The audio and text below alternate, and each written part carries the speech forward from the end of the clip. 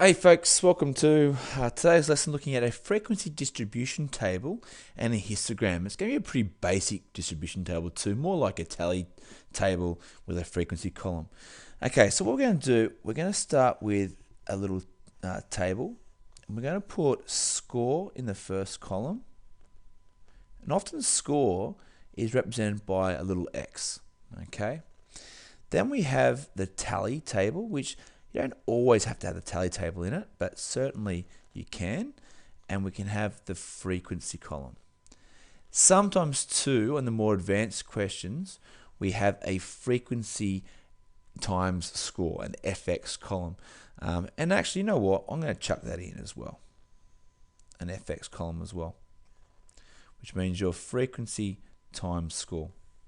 Okay, so look at my scores here. My scores range between 1 all the way up to 6. So I'm going to put 1, 2, 3, 4, 5, and 6 there. And I'm just going to put little columns across there so you can clearly see. I might just do that. They're full of totals. Okay, I might just put those across there just so I can clearly separate my tallies and see things a little bit more clearly. In your book, just make sure you're using a ruler to make this nice and neat. Okay, so for my tally table, all right, so a tally is just looking at going, I've got a 5 and putting a stroke where the 5 is. I've got a 6, put a stroke where the 6 is, etc. Always crossing off your data to make sure that you cover all your numbers. It's very easy to actually miss numbers here. Now, I might not need to go up to 5 in any of the columns, but remember, if you get 5 strokes in a row, the 5th stroke is often a good idea to put a line through your numbers. I'll show you what it's like in a moment if I don't get there. A 4, a 5, and a 6. Okay. And I'll just double check those 6s. They're pretty close together. I think that's 1, 2, 3, 4, isn't it? Now, sometimes if you get more than 5, you got 1, 2, 3, 4. The 5th one we go through like that.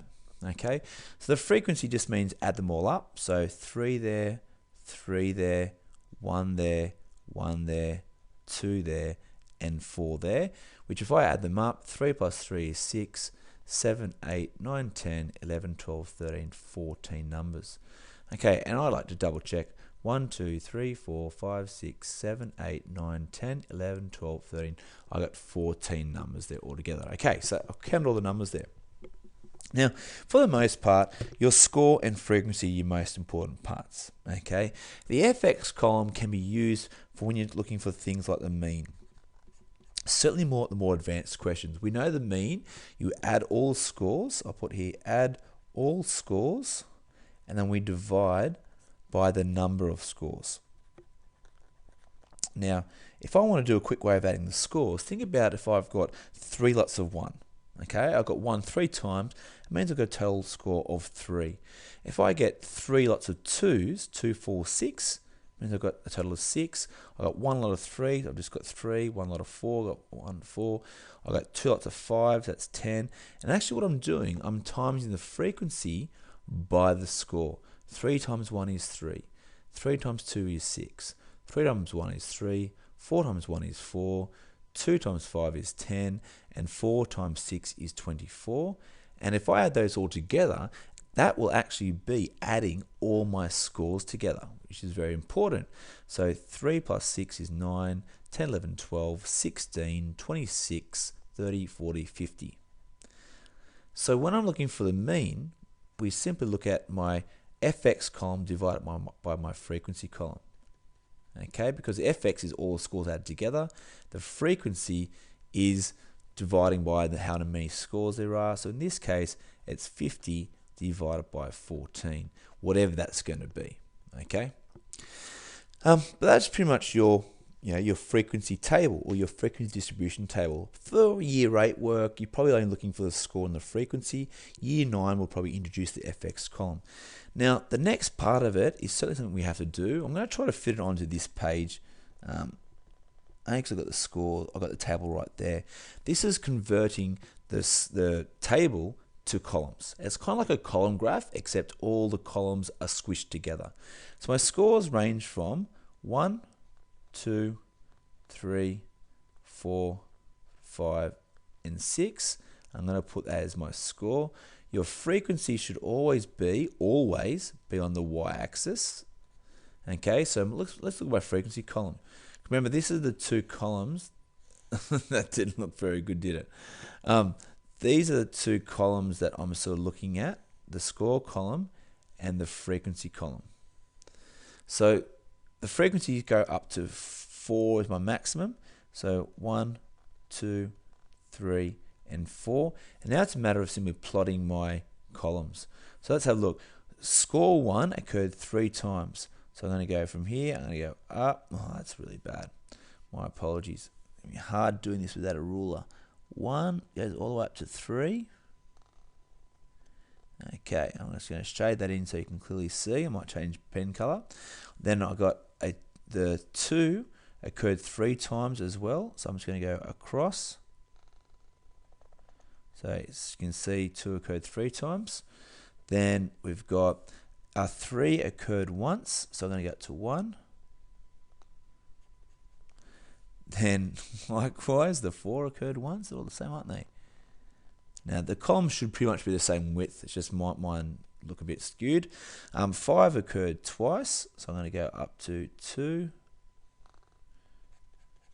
And then we've got 6 occurred 4 times, so I'm going to go all the way up to 4. And color it in there. Okay, so my frequency histogram, as you can see, my columns are all squished together. If you're doing a normal column graph, you'd have big gaps in between all of them. But in this case, a frequency histogram, they must all be touching. My score's in the middle, as you can see there.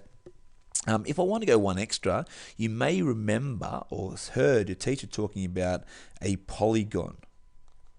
And a polygon is simply a line graph, which means you put a dot in between all of your columns as such, and then you draw lines towards them. I might do yellow, might be a bit easier to see the color difference. So I'm going to draw the dots to dots pretty much. Sorry, without ruler, this can be a little bit hard sometimes. So dots to dots, across, up and up. And then what we do, we finish it, we start it off from the axis and we end it off the axis. That part of it would be called your polygon. In year 8, you don't really do many polygons. In year 8, you probably deal mostly with the just the histograms, which is the column graph. In year 9, you probably start going and drawing the polygons on top of your histogram. Okay, look, that's pretty much your frequency distribution table. Again, if you're in year 8, focus on the scores, tallies, and frequencies. If you're in year 9, scores, tallies, frequencies, and then go using the FX column as well. Alrighty, so I hope this made a bit of sense too. Don't freak out too much. It's just basically putting them into a bit of a table and then graphing it, as you can see, just making sure we have no gaps if it is a frequency histogram. Have a great day, folks.